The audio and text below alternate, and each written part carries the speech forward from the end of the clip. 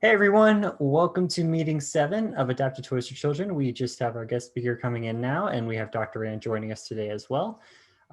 First thing we're going to do is we're going to run through just some quick updates, nothing super big this week, and then we're going to get started with our learning session with Jasmine here. And then once that's done, if we have enough time, we'll break up into groups.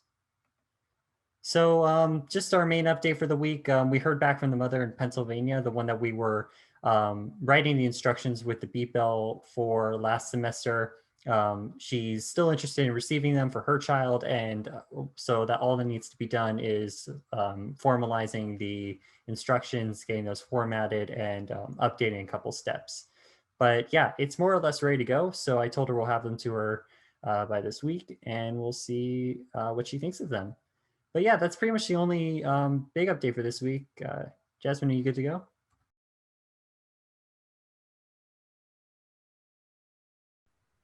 Okay. Okay, so I'm Jasmine, as Cooper said. I'm Jasmine Begeske. I'm clinical faculty in the College of Education. My program area is special education, and I was both an art teacher and a special ed teacher a long time ago. I've been teaching in higher ed for about 18 years. And my research area is the intersection of art and disability, so making arts learning accessible for everyone. And I'm also interested in how we prepare teachers to problem solve assistive technology solutions in the classroom. So that's why I'm sort of interested in the adaptive toys and where that comes in. I have twin 8-year-olds, and they both have autism and ADHD, so I also have some interest as a parent. Let's see what else. I'm excited to be talking with this group, and I'm really interested in what you're doing as an organization. I just ordered 2 3D printers, and so I'm hoping someone will teach me how to use them. So there's also that motivation. So this is hopefully going to be pretty short, but I'm going to talk to you about the difference between person first and identity first language. I think it's always good to just talk about language and what people prefer. And then what is assistive technology and how do toys fit into that? And then the SETT framework, which is part of an assistive technology assessment that you do in a school. Feel free to just like ask me questions or stop me at any time if you have a question. So are you familiar with person first language? Could you give me like a thumbs up if you are? So most professionals, like teachers, are taught and expected to use person first language. And the idea is that you're recognizing the person first in the sentence. So the structure of the sentence, you're actually putting their name or the reference to the person first in the sentence before their disability. It's a sign of respect, and it's recognizing them as a human or a person first before identifying their disability. So that's why you'll hear people say like a boy with autism. And language changes over time. So Rosa's Law was signed into law by President Obama in 2010, and it replaced the term mental retardation, which you probably have heard before. So that's outdated terminology. Now we say intellectual disability or cognitive disability. And the words mental retardation, not until 2010, which wasn't really that long ago, were finally replaced in health and education codes at the federal level with intellectual disability. So it's not just about being politically correct or being afraid of offending somebody, but it's really a sign of respect. So historically, there's been a lot of language used to describe people with disabilities that's been dehumanizing, and person first language is trying to counteract that. So when you look at these ways these people are described here, what do you think? I don't know if you guys feel like talking tonight. Feel free to unmute and just let me know what you think when you hear somebody described in any of these ways. Demeaning a little? Yeah, it adds a like negative connotation. Yeah, okay. So that's the idea of person first, is that we're going to focus on the person rather than the disability. You want to avoid terms that are like framing the person as a super achiever. Like, it's so amazing they learn to swim and they have a disability. It's like, well, lots of people learn how to swim. Is it really that amazing? You know. You also want to avoid terms of pity, such as afflicted with, suffers from, confined, and avoid any sort of generic labels like the handicapped. First language began as part of the disability rights movement. Since that time, the culture of disability has drastically changed, and language, even from the beginning of the disability rights movement, has changed. So what we think is acceptable and how we talk about people and what we think is respectful changes over time. And so it's okay to make mistakes and to say things that you don't know are right. And it's okay to ask people questions about, is it okay to describe you this way? Or, you know, I think people appreciate you asking over you just like saying something that they're offended by. Okay. You also don't want to use euphemisms.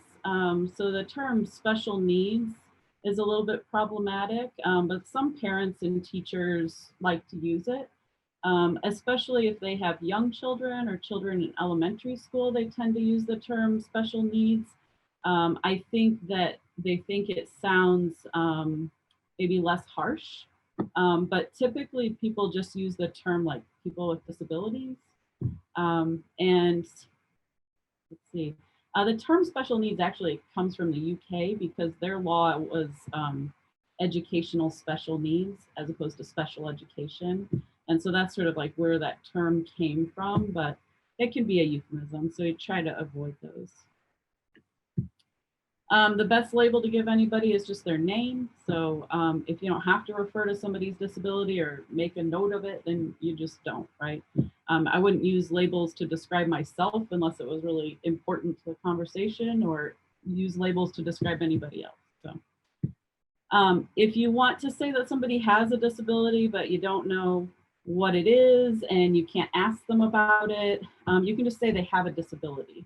Like, that's just a general acceptable term. Are there any questions about person first language? Okay. So just to confuse things, there's also identity first language. And this is a counter movement to person first language. So you should use identity first language if that's the person's preference, but somebody might say they prefer identity first language. The autistic, blind, and deaf communities have all embraced identity first language to some degree. And deaf culture has a long and rich history, and many deaf people prefer identity first language, and they always have, because this honors their culture, deaf culture with a capital D. So identity first language is something that's out there too. So you might have somebody refer to themselves as like a deaf person as opposed to a person with deafness, which sometimes can seem awkward, and they just might be embracing that as part of their identity.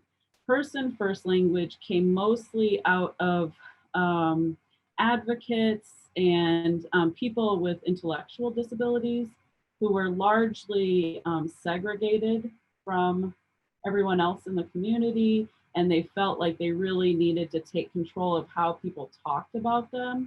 But then you also have identity first language. So I always use person first language unless somebody is describing themselves using identity first language, or they tell me that they prefer that. I feel like it's just more acceptable. So here's just an illustration for the difference between those two approaches. So you got person with autism and autistic person. And then I research art, and so sometimes people confuse artistic and autistic and get really confused. For people who prefer identity first language, it can be about empowerment.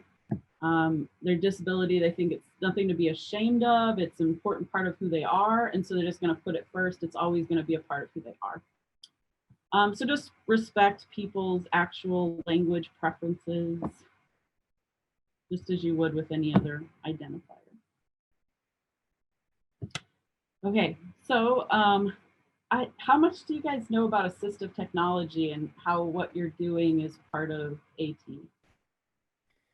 We've heard a little bit. We've been given a couple sources by our other partners too.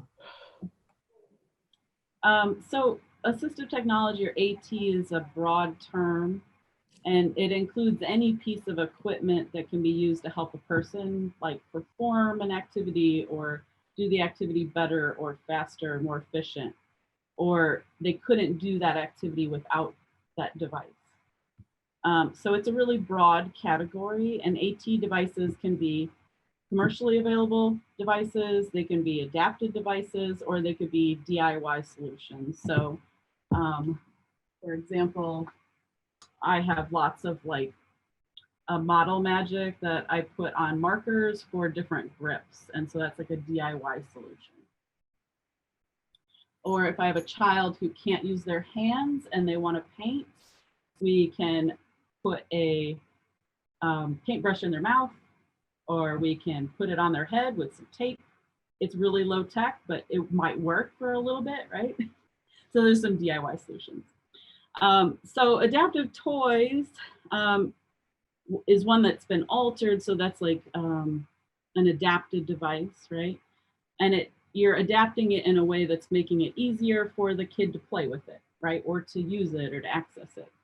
And play is really important in early childhood. Adaptive toys allow kids to engage in play, and play is really important to development. So I know you're partnering with an early childhood classroom, a preschool classroom, so that totally makes sense, right? Because play is how they learn, and play is how they develop cognitively and physically. So if they can't engage in play, they're stunted, right? I love that there's a dog. Let's see, I'll remember where it was. So play is also important to recreation and leisure activities for older kids. And so when I talked to Cooper, I said, have you thought about working with any older kids and adapting more sophisticated toys for older kids? So it's something to think about, because that can be part of their educational program, even as they get older, for kids with disabilities. And like I play this stupid ball stacking game on my phone every morning, just when I'm like trying to wake up and avoid getting out of bed. So I think play is part of what we do as humans. It doesn't matter how old you are, right? It's just like how we play and what we play with changes. So. And so for kids with significant disabilities, often even through high school, they might have a leisure or recreation goal in their IEP for them to learn how to, you know, unwind, engage with other people, do fun stuff, because learning how to do those things might not come naturally to them. So abandonment of AT devices is a huge issue. I don't know if this is something you guys have ever talked about, but so AT devices, it's often cited that like 30% are abandoned. So there's a lot of work for a school to get an AT device for a child. It can be part of their IEP. The school has to pay for it and provide it to the child for free. And then 30% of the time, they don't ever use it and they abandon it, right? For some devices, it's as high as 80% are abandoned. So abandonment often happens because the item was not personalized, so that it didn't quite work for the person, or it was poorly designed, like it was just a bad thing. It didn't actually fit the needs of the person, or they never figured out how to use it, so they didn't have really good instructions. Or there wasn't social support for using the item, so the people around them didn't support them in the use of it, or they weren't trained in how to use it, or there was some social stigma attached to using it. So before iPads came around, communication devices were like huge and annoying, and you couldn't control the volume, and kids didn't want to use them. Hearing aids are considered assistive technology, and there's a lot of social stigma for children wearing hearing aids, and they don't want to wear them. It's a lot of abandonment there. And abandonment also happens if teachers and parents aren't trained in how to use the item too, right? And I just heard you talking about instructions. I don't know if that was for building something or using it, but I'm sure this is something you've thought about, right? So some ways you can reduce abandonment and increase usability. So I was thinking about toys. So I don't think you guys have done a collaborative approach yet, but I worked on a flyer with Cooper to try and get some people who might be interested in this. So you want to make sure that you involve the child or the family, whichever is appropriate, in the decision making for the toy, right? So it's really great to get something that you can use, but it's even better if you had some say in what it was, right? And then instructions, so educate the child, the family, or the teacher, depending on where they're using it, on the use of the toy and the maintenance of the toy. I know that like when my kids get a new toy, the first thing is they want me to like turn it on or get it to work or put the batteries in it. And I'm like, sometimes it's overwhelming, right? And then follow up. I don't know if this has been part of your process at all, but finding out, are they still using it and why or why not? Does the toy need maintenance? Does it, need to be fixed every so often, or does it only last for a certain amount of time? And does the toy need to be adjusted? So as the child gets older or they gain more skills, do they need less adaptation to the toy or a different adaptation to the toy over time? Or have they outgrown it and it could be given to somebody else? Okay, one more thing to talk about. Hopefully I'm not going too fast and overwhelming you. So the last thing I'm going to talk to you about is the SETT framework. And there's a website here down in the corner for Joy Zabala, I think is how you say her name. She has like the forms and information about the SETT framework on there. She developed it. I'm adapting it slightly. I just changed one of the T's to toys just for you. So I think this SETT framework might be a good tool for thinking about personalization. And I know you were working with Rachel French's classroom at Linwood. And you haven't necessarily been personalizing toys, but you've been making them for the classroom, right? So this might be a way to think about like if you were making it specifically for a child, right? And getting to know a little bit more about them and their needs. So it's pretty simple. SETT is an acronym. It stands for students, environments, tasks, and tools, but tonight it stands for toys. So it's a model used to promote collaborative decision making, and we know that that helps with lessening abandonment and increasing usability. It can be part of an AT assessment for a student's IEP. So an AT assessment is when a team decides that a child has a need for assistive technology and they try to figure out which device is going to fit their needs, right? So a SETT can be a part of that. An IEP is the individualized education program. I don't know if you guys are familiar with all this terminology, but a child with a disability, when they qualify for special education, everybody gets an IEP. An IEP says exactly what this child needs to learn, which could include assistive technology, and what are their learning goals. And for the SETT, you can gather information from observations, from interacting with the child, interviews with the teacher, the parent, the child. So the S for SETT is student. So some of the questions for SETT could be, what does the child need to do? So what are the goals of trying to figure out what toy fits this person, right? So some play goals that might be written into an IEP could be that they need to learn how to play with cause and effect toys. And I know from some of the examples I saw on YouTube, you guys have things with buttons, lights, sounds, like they're reacting to what the child is doing. Like they push the button and something turns on, right? To engage in turn taking, waiting while another person is taking a turn. So some toys are you use for like collaborative play, or also games are really great for turn taking. And a lot of games have really small pieces, or they have dice that are too hard for kids to throw. So figuring out alternatives for those types of toys are great. Engaging in pretend play or initiating social interaction. So it just depends on the age of the child. What is the child interested in? So figuring out what they're interested in is really great in matching a toy to them, right? So if they're interested in singing and you have a toy that allows them to sing, or it's playing music to them, right? Just playing to their interests. And then what are the child's current abilities and needs? So you might think about their mobility status. So the use of their limbs, the ability to walk, how are they moving through the environment, their communication needs. So what level of communication are they at? Do they use verbal communication? Do they use a communication device? Their level of social interactions, either with adults or children. So are you working towards using a toy that they're going to play with other kids or with an adult? Are they going to have to sort of signal to an adult that they want the toy?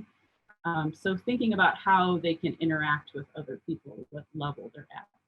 And then the needs are, what are the barriers that are keeping them from playing with the toy? So for example, my son has a lot of fine motor skill issues.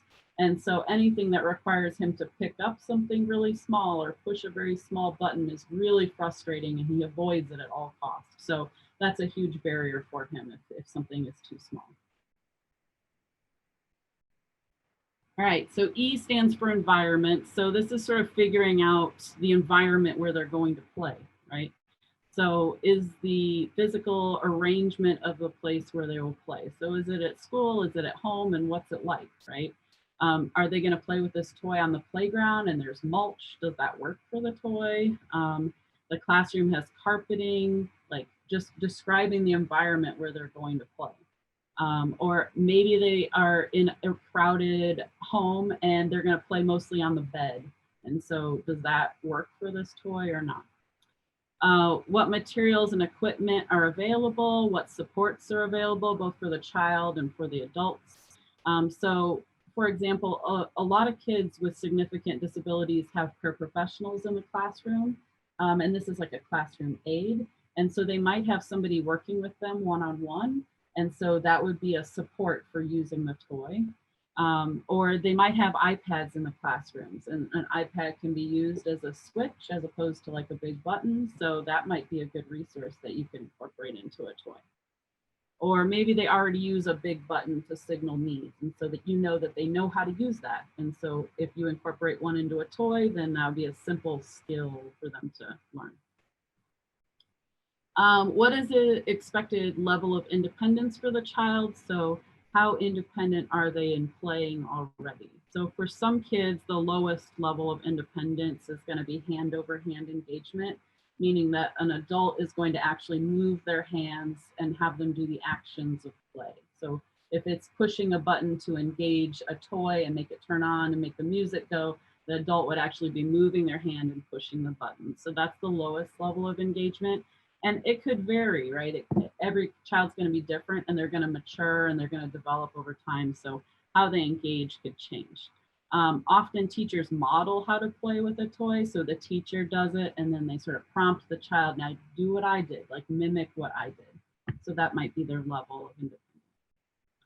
And what are the environmental barriers or concerns? So I just came up with like, I don't know, ideas. So maybe you have like an RC Thomas train, because I have like 40 of them at my house, but it won't roll on carpeted surfaces. And the whole classroom's carpeted, so that'd be a big problem, right? That toy probably wouldn't work. Or mom has to provide batteries all the time and the power drains really quickly. So maybe you figure out an alternative to that. Right? Okay, T is tasks, so, or the first T. So how do non-disabled children play with this toy? So how is the toy intended to be played with? So if you think about this as like step by step, how does a kid actually play with this usually? So I did a train step by step. So they take the train, and the remote control out of the box. They put the train track pieces together. They align the train wheels with the track. They turn on the little button. They turn on the remote control little button. They push some pairing buttons so that the train and the controller are talking to each other. They wait for the lights to stop flashing, and then they have 2 different buttons to push. to move their train forwards and backwards. So it's kind of a long process to come up with the step-by-step, how do you play with a toy. It seems like, oh, you just play with it. But if you break it down into steps, then you can think about, okay, well, the child I'm working with does hand over hand, and maybe we can teach them to independently push the button to move the train forward.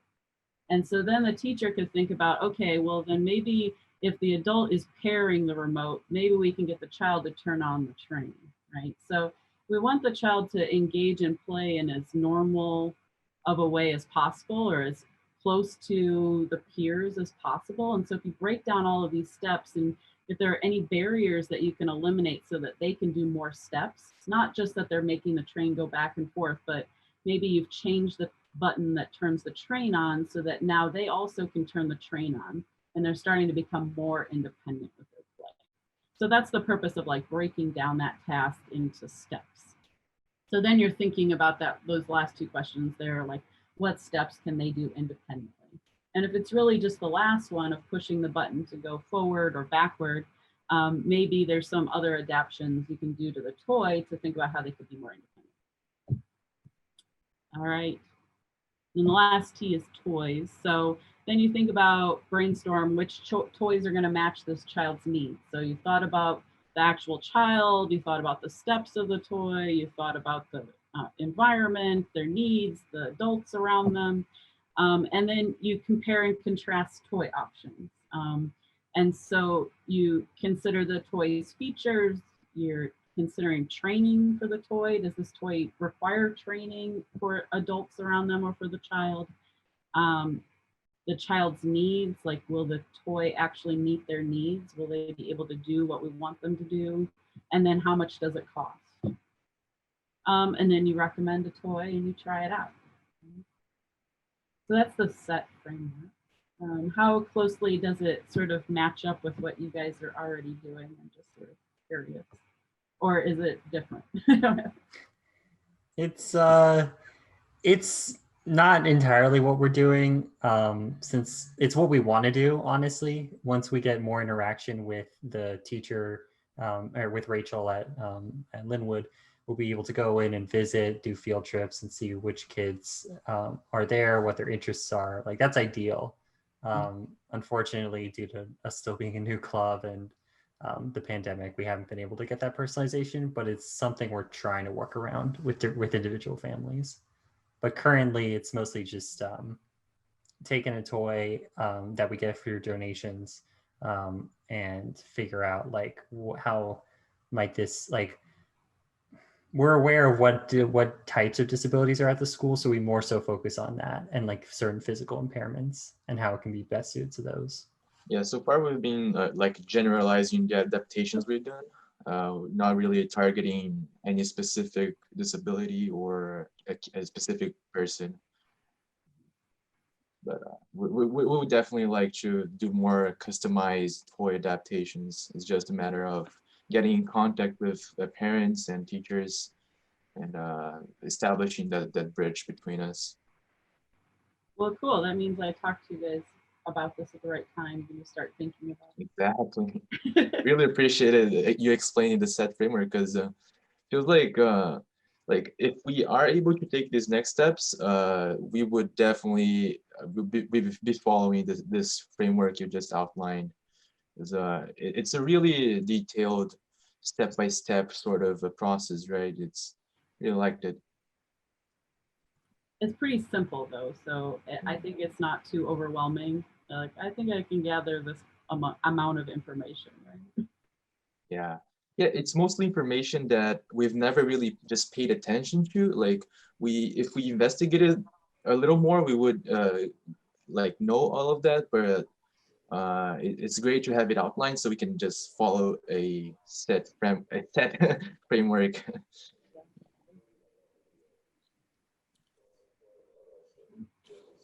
So one of the other things that I wanted to point out, and Jasmine, maybe you can help us with this. You kind of touched on it in the beginning. There's some hesitancy on how to refer to some of these kids that we're dealing with. You know, some have very similar issues and some very different.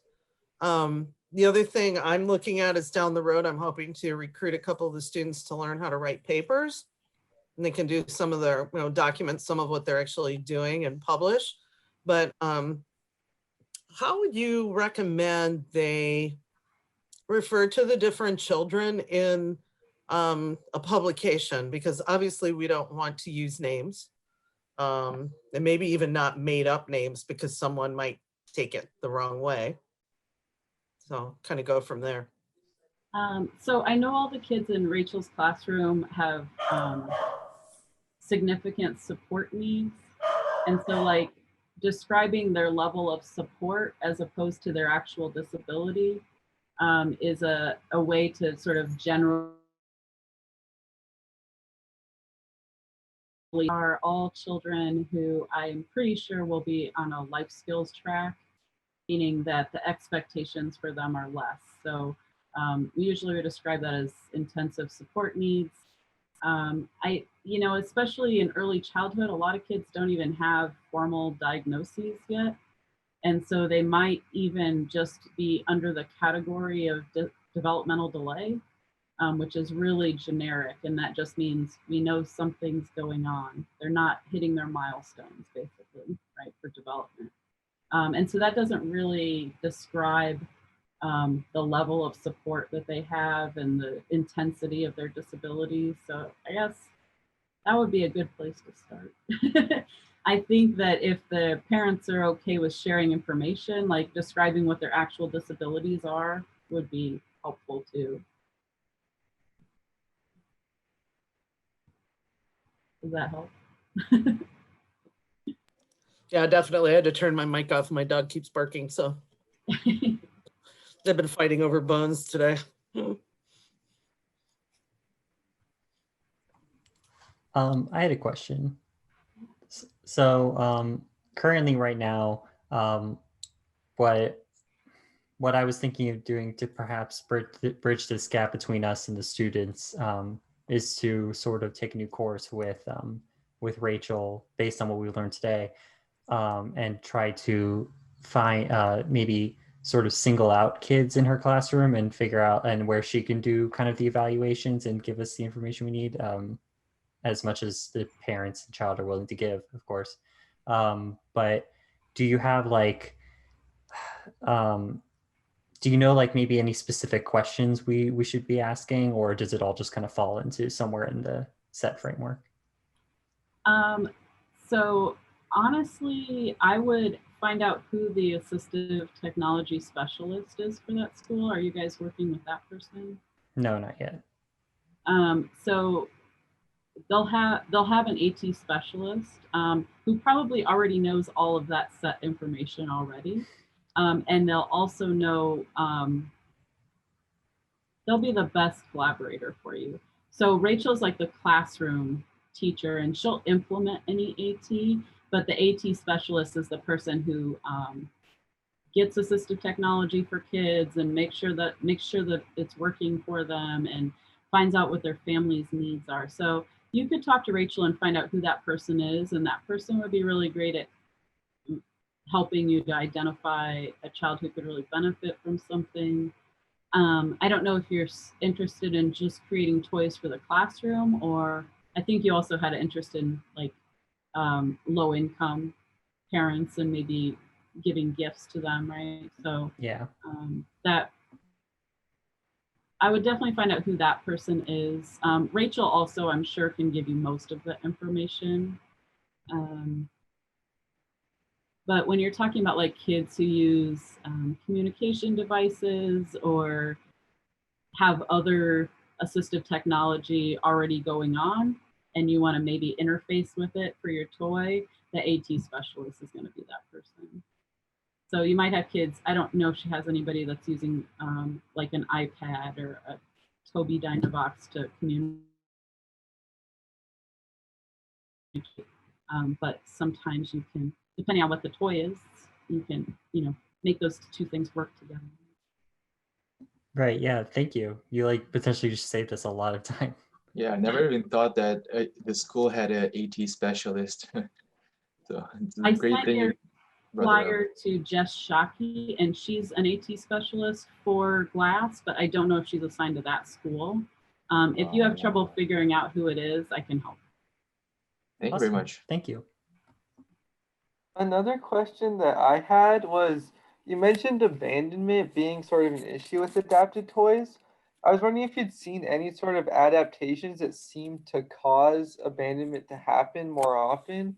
So like any sorts of things to avoid when adapting toys?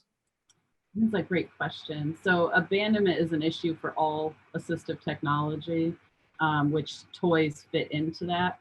I don't know what the actual percentage is for toys specifically.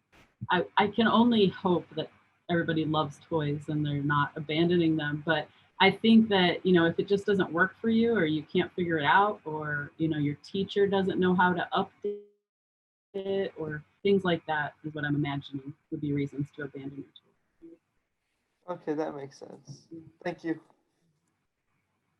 Or development. I know it takes a while to adapt a toy, right? And so if you have like a 3-year-old that you're adapting a toy for and it takes you 6 months, a 3-year-old changes a lot in 6 months, right? Yeah.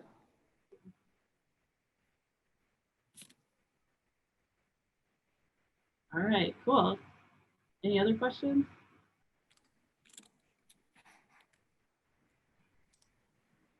Everyone's so quiet.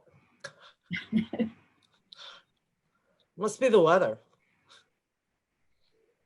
Well, I know. I was going to say Madison always has questions. She shut her mic off and everything. There we go. She's coming back.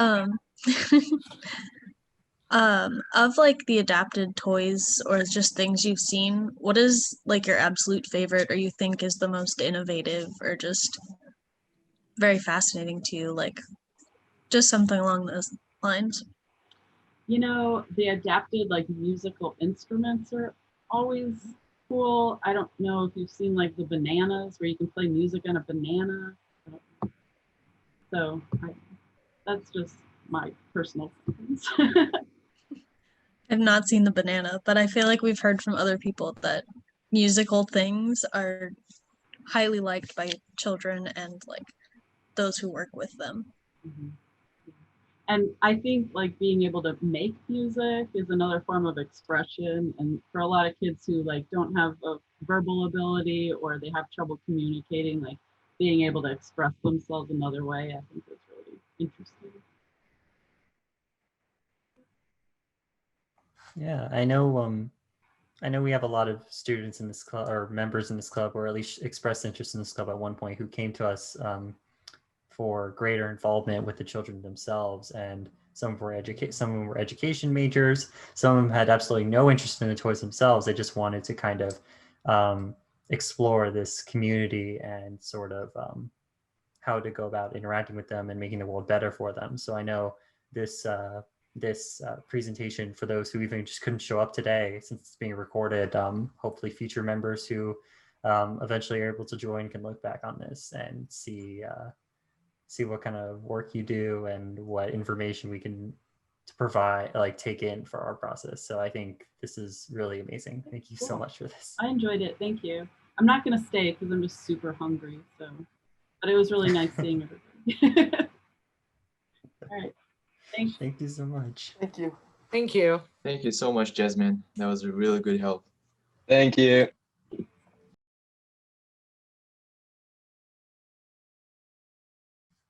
I think that definitely is a lot of food for thought for what we're doing.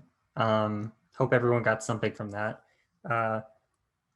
We definitely have a lot of changes we could potentially make to what we're doing. I wouldn't say that what we're doing is necessarily the wrong way of doing it, but there definitely are improvements we can make. So if there are any questions you guys want to ask in regards to your toy and maybe how you can maybe factor in anything that she taught, feel free to ask. I am planning on emailing Rachel this week to see to let her know what we're planning for these toys, or at least let her know what we have, and maybe if any ideas jump out to her or the AT specialist. I'll also ask her about that. If anything jumps out to them, we can apply that before we finish up and send them out and all that. So But if anyone has any questions, feel free to ask. And yeah, that's pretty much it. Hey, Cooper. Yep. Okay, so like one thing that I've been like looking at with this toy, so like there's several different stories, and I was like listening to them, but one of them it's like it's talking about a lion and sharing or something, and when one of them wouldn't give them more, it's like, oh, he jumped on top of him and killed him, and like I don't really think that like we should keep that because that's just kind of, and then it like makes all these like roaring sounds. I was just like, I don't really think that that's like a good thing to keep, but I also like don't know how we would change it so that we can only eliminate that one and keep the others. We could, because so that's linked to a button of its own, right? Or is that all through one button? Yeah, so it's this button, but like how depending on how many times you push it, it like that changes which story you hear. So the first one is the one about killing the donkey. Okay. Interesting. I hate this toy more and more every day. We can, I mean, it's probably either an all or nothing thing, realistically. With the stories. I could ask Rachel if you want, maybe see what she thinks on how appropriate it is.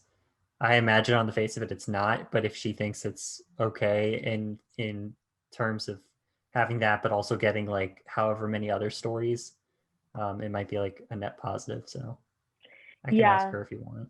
Because like if we did a button adaptation with that, would it still be able, because like I know from a programming perspective, it probably just does like some sort of if statement based on how many times you push the button. So I don't really see like how we would be able to just from a hardware perspective change that one story. But like if we do a button adaptation, would we be able to still keep that functionality of like how many times you push it? Does that translate that way? I think so. Because if you think about it, that software or that like if statement that you were mentioning, that's all like connected probably through one board, and that board is interacted with by the button through just a singular wire. So if you think about where we're making that change, it's like in the wire. So it's really not anything in the thing itself. Okay. From that perspective. Yeah, because like all the songs are all good. So like if we kept that, like I don't think that would be like an issue if we just had like one button for that, because the learn one, it just says the same thing over and over of like, oh, come to land. Oh, baby, come to land. Like it just says that over and over. So I don't really know the purpose of that. Mm. Okay. But yeah, that one story one was just very weird. I was like, oh, that's different. So do you have like any favorite features in the toy? I think like we should just keep the volume button the way that it is, because it gets extremely loud depending on how many times. It's the same thing where like depending on how many times you push it is like the volume. So I think that like maybe the teacher would be able to do that for like, because they would know how much sound would be appropriate for the kid. And then I was thinking maybe like there'd be something that we could do to extend these more so that someone with like dexterity problems would still be able to push these, because they're kind of just like nubby. And then maybe a button adaptation for the different songs. But I don't know what to do about the story thing. The story thing we might just have to disconnect depending on what Rachel thinks. Yeah. We might just have to get rid of that completely. Yeah, because there was like another story. It wasn't like one of them killing them, but I don't know. They just they're just weird, honestly. Like, what are they trying to teach the kids? Well, and that's what I don't understand. Is like the sharing one. It's like, because it's like, oh, they want to share the prey, and the donkey splits it in 2 equal pieces, and then the lion kills him. And then the fox gives most of it to the lion, and the lion's happy. And then the lion's like, where did you learn to do that? Because that is the right way. And then he's like, from watching the donkey die. I mean, be smart, kids. Life's a cruel world. That's like, I just really don't understand. I was like, I don't, like, what is the point of that? That seems so counterintuitive to what you would want to teach a child, but okay. Very strange.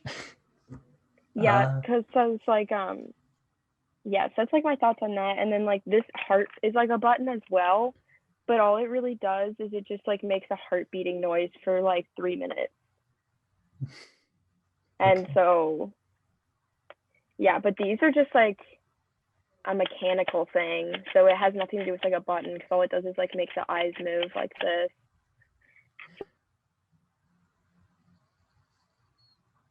So if we could just like honestly, I don't know what else we would be able to do. Wait, so are you, wait, do the fins actually, like, do they actually have like a feature? Like, do they actually activate or anything, or do they just move the eyes?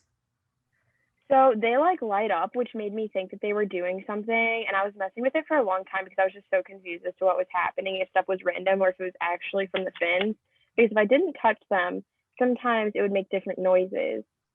So from what I have deduced with messing around with it, I think they're literally just the mechanical element and that they light up just randomly because that's how the toy works. Yeah, I think based on how we've opened up the toy in the past, I'm pretty sure that's just supposed to be when it moves. Like if you press another button, shouldn't the wings move on their own if you press one of the other features? I don't remember which one, but Yeah, one of them made them move like a little bit. I don't know. I opened it up the other day, and I think part of the reason that it was having issues is because like there's like a piston sort of thing that like goes in the middle that just goes up and down to move the wings. And there was like 2 wires that were like around it, so it wasn't able to move. So I still have to mess around with it and see about that, because I was like, oh, it's not moving. It doesn't do anything other than when you push it. And I was like, oh, why is there resistance? So I still have to mess around with that part. okay. Yeah, because those should be linked to another feature if I remember right, and same thing with the eyes. Like that's all just like kind of how it moves and reacts when you do some other feature. I don't remember which one though. Yeah. I just undid those wires so that it wasn't doing that anymore, because it like wasn't able to move because of I guess just how it had been moved around. So I still have to mess with that. Okay. Because like, how many of the features are you wanting to keep? I mean, like in a perfect world, all of them, but like realistically, it's as many as like maybe jacks we can fit. This will probably end up being a Switch adapted toy, given how it works. Yeah, I mean, we'll see. So really, it just comes down to, I guess, yeah, how many switches we can fit, how many wirings we can make, because sometimes it is just kind of really complicated and too much going on at once, and it might just be best to just call it quits, like 2 or 3. And I know it's also a very compact toy with a lot in it, so there might not be space, but we'll see. Okay. That's also kind of like, I guess that could be your judgment too, is how much you want to include. I don't, yeah, like start it, I guess in theory, like start at all of them and then like based on limitations, work your way down, I would say. Okay. That sounds good. And then if you want to just let me know about that whole story thing, just because I have been really trying to think of ways that we could get around that, but I was like, I just don't think there's a way. Yeah. With what we're able to do. And I was just like, it's just so morbid. I was like, I don't like this. This is very weird. But it sucks because I think I counted there was like 5 different stories, and that was the first one. Okay. Are We'll the other see. ones good? The other ones are fine. They're also just kind of like not the traditional like lessons you'd be teaching kids. Like one of them was about, I don't even remember, honestly. They're all animal themed. It's all like 3 animals or 2 animals. And one of them was about like, so they're sharing the first one, which ended up being counterintuitive to what you would think you would want. And then there was one that was about like not giving up or something. And I honestly don't remember what the other 3 were. I was just so disturbed by the lion killing the donkey, and then the other one saying it learned by watching it die. So All right. Noted. I'll so, yeah, I would just say I'm gonna guess that Rachel will probably say no. I'll email her, and well, when I email her, I'll mention that and see what she thinks, if it's worth keeping the other ones. Because I don't know how safe she wants to be with that, but I'll let you know. Okay, thank you. No problem. Does anyone else have any questions? I think I'll call us back in like a minute. Do you have any updates on the robot, like the other robot? Not yet. No, I haven't heard from Alyssa. I don't think she's been to a meeting Okay. recently. Maybe things just got busy for her.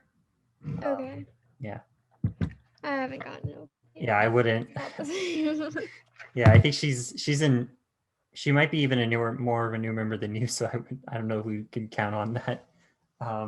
Okay. On her specifically, but I don't know. Maybe she could figure it out. But I'm just saying, we should probably figure out something with that. Okay. And Maybe. like, I don't think it's a terrible toy anyway. Yeah. If Rachel just wants it like how it is, like Right. most kids I think can use it. Mhm. But yeah. I'm glad you thought of that because that's something that we usually sometimes overlook. Is like sometimes these things are perfect the way they are. You never know. Yeah. It might not even be worth adapting. It might just be fine to donate. So yeah, I'll ask her. I think I'm going to call everyone back actually in a minute. All right. So this was kind of quick. I think the presentation ran long, but I think for good reason. If anyone else has any questions on their toys, feel free to DM me on GroupMe or email me, whatever you feel, and just let me know. But yeah, I'll see you guys back in the main room.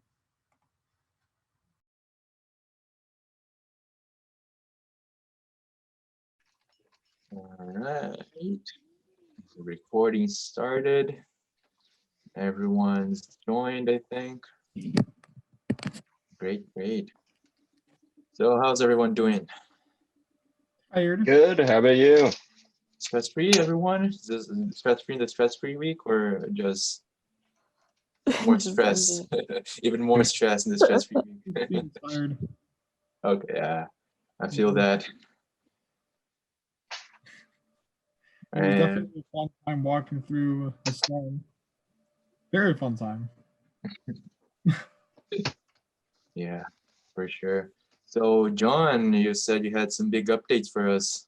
Yeah, so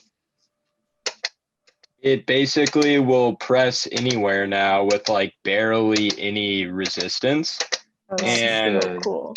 also it locks in. Hey, Oh, well, the nice. switch just fell off. But yeah, so Yeah. it locks in. And yeah, it looks kind of Nice. cool. All right. That's super Explain awesome. your secrets. How'd you do it? Part of it was luck. I'm not gonna lie, I wasn't expecting to get it on the first try. Like the lock part, I thought would be a lot harder to figure out, but it just kind of worked out exactly as I was hoping it would. So yeah, I just kind of like made it so you have to like push down the button really to be able to twist it good. So it doesn't like just come off very easily. And Nice. yeah. Oh, wow.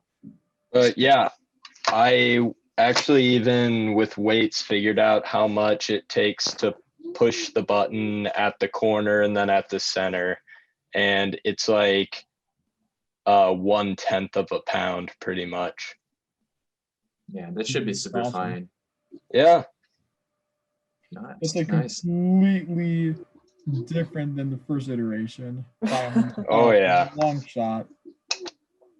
I've definitely had a lot of buttons in this room. But yeah. So what do you think would be the next steps? Or I mean, for this prototype, I guess you said you think you're done? Yeah, so the only like this works about as good as I think we're going to be able to get it with 3D printing, honestly. Mm-hmm. And I guess the only like changes that we can make are accounting for the clear coat and the spray paint. I didn't end up having time to spray paint it over the last week, but That's super fine. Does it even need it? I mean, if you guys still want to have like the top button be like spray painted to be like all shiny looking, but otherwise, like It works. guess the- I wouldn't touch it. Okay. Yeah. Yeah. This the clear coat was more for the other iteration where it wasn't sliding too good. So if Mhm. this one slides perfectly, then we don't really need it. Okay, awesome. Well, then I guess the only other thing that I could even edit with them, so like in 3D printing, when you have something with like a space below it, you have to build supports up to it, Yeah. which are like things that print on the model. And it took me a while to get the supports out of here because it's like Yeah, it's really really kind tight spot. Yeah. yeah, I had like dental picks that I was working at it with, but that's really the only thing that I think I can work on. I'm not 100% sure how I would be able to fix it besides just making the model print so that the supports are easier to get out, because honestly, I think the way that this like locks is good enough for a final prototype at this point, because it's pretty strong. I've been like hitting it a lot and trying to yank it off, and it hasn't broke. So Nice. It's pretty good. yeah.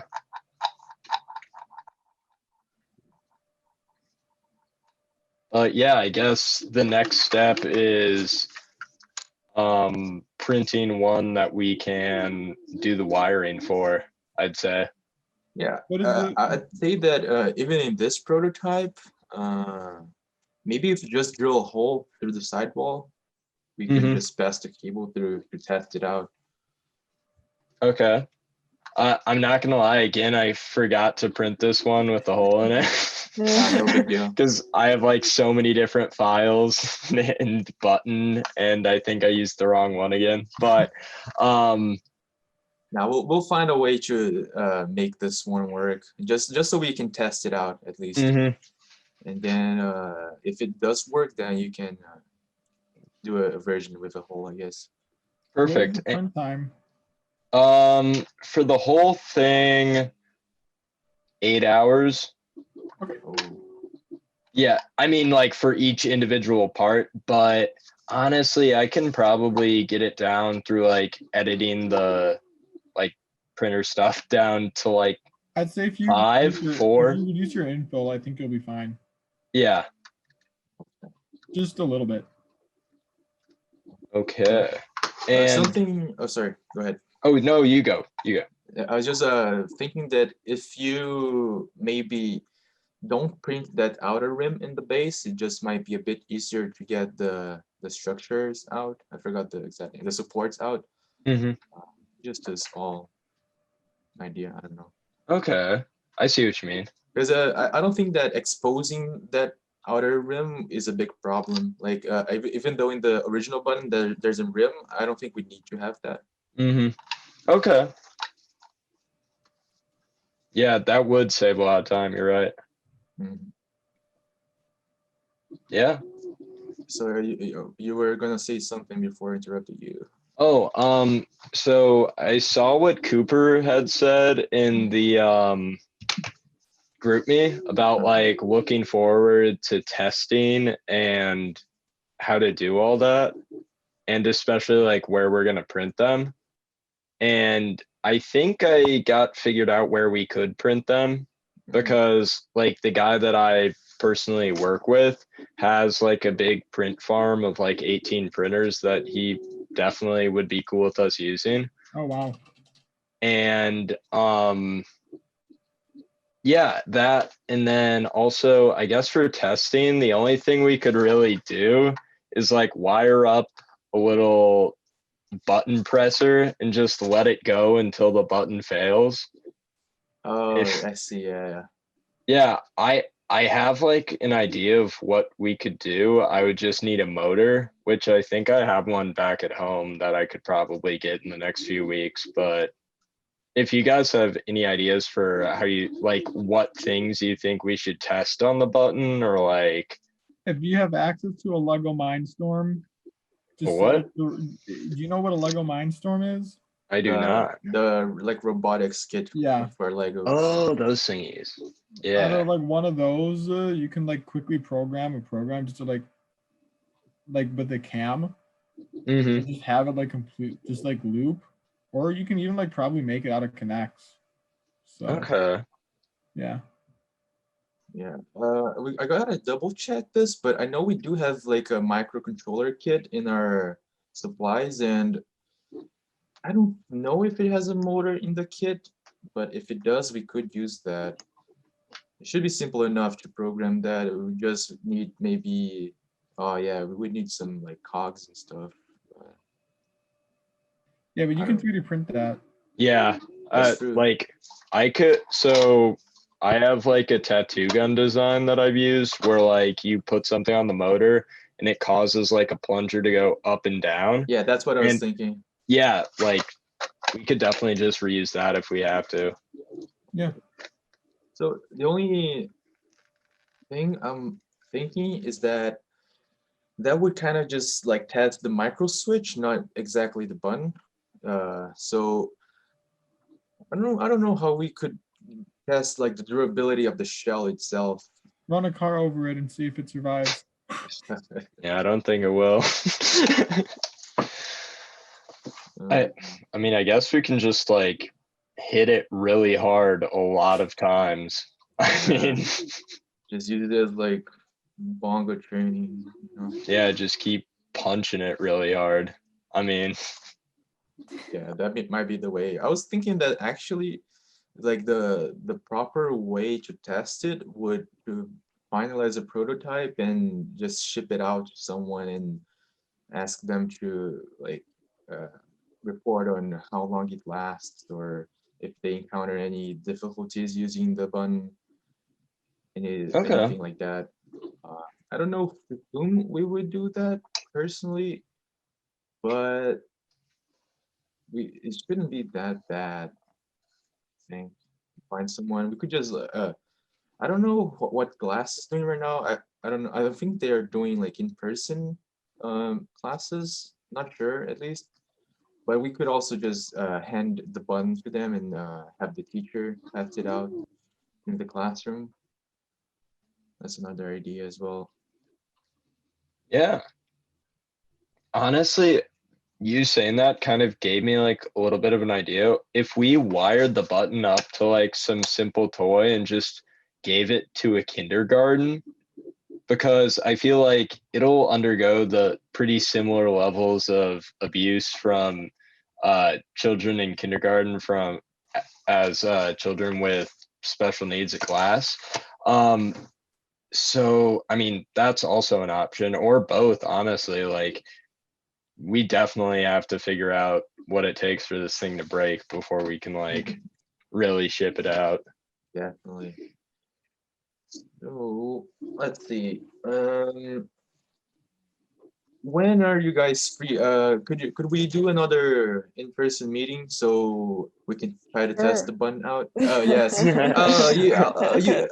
can come over, Cade. It's super quick, right? Yeah, It's just a just like 5-minute a drive. 5-minute. No, don't worry. Next meeting we'll go over there. Okay. Good. Yeah. Okay. Thanks, guys. Don't worry about it. But yeah. So I would like to have another meeting so we can like drill a hole in there, put in the switch that I wired up and test it out on a toy just to see if it works. Yeah. So when are you guys free? Next week would, like, pretty much any time next week would work good for me. I'm a little booked up this week, unfortunately. Gotcha. Okay. What's the best day for you then? I'd say like Friday or Wednesday or Monday. What about you, Natasha and Zach? Oh, you're muted, Natasha, by the way. I mean, I'm pretty much open. But I mean, my Fridays are pretty, like, are always open. So, okay. I don't know. Just shoot me some dates and I'll be able to figure it out. All right. Sorry, realized I was on mute earlier. Yeah, Wednesday and Monday, I think I'm probably going to be busy, but I think Friday I should be free. Okay, so apparently Friday is the best day for all of us. So I don't really want to wait 2 weeks just to test the plan out. Well, if we have to, I can get one of the button, or I can get the button to one of you guys. Yeah, could I just like swing by your dorm and grab one prototype to Yeah, test of it out? course. Okay, perfect. That works. You live in McCutcheon, right? Mm-hmm. Okay. Yeah. I'll send you a text. Maybe I'll just come by today. I don't know. I don't have anything else to do today. Okay, I'm actually going to be leaving right after Oh. this. So otherwise, like any other time on any other day, pretty much would work. Sounds good. Sounds good. Yeah, we'll figure out a time that works. Okay, sounds good. But I think that for now, that may be just the easiest way. I'll get the button. I'll see if I can fit the switch with the wiring, because I'm also a bit just scared that maybe the extra solder underneath will raise the switch. So I want to double check if Nah, that fits. if you solder it right, I think it'll be fine. Yeah. I can show you guys the real quick. Like, there's like a little bit of space where I think if you solder it on top, that So- would be ideal. So is the bottom lead touching the plastic? Wait. I think barely not. Oh, okay, okay. Yeah, so I think I could show you guys, but there, like we have to wire the bottom one with one of the side leads, and it'll like be a bit from, I don't know if you can see this, but I see. Yeah, it like sticks out just a bit, so just want Okay. to make sure that it works. If we wanted to like make 100% sure that this works, I think that in the original model, what they do is the base has like a step on this side to account Yeah, that's for what this. this has. Oh, it does have that. Okay, Yeah. okay. Gotcha, gotcha. All right. It's just like not enough, I guess. So I'm gonna add like an extra divot Mhm. to Yeah, allow we'll for test that. it out first, see if it is a problem indeed, and if it's a problem, then it should be a quick fix as well. Okay, great. Great. Well, it looks like breakout room is closing. Yep. All right. So I'll catch you guys next week, I guess. Yeah. Yeah, see you guys later. Yeah. Thanks guys for coming out. Hopefully you found this meeting engaging. If you have any questions for Jasmine, I can provide you with her email or ask the question to her for you. If you'd like to see more presentations like this, let us know. We'll be happy to double our efforts in terms of getting more presenters who are more fluent in this topic. But yeah, that's about it, I think, for the week. So thanks guys for coming out, and as usual, officers stick around. The rest of you guys are free to go.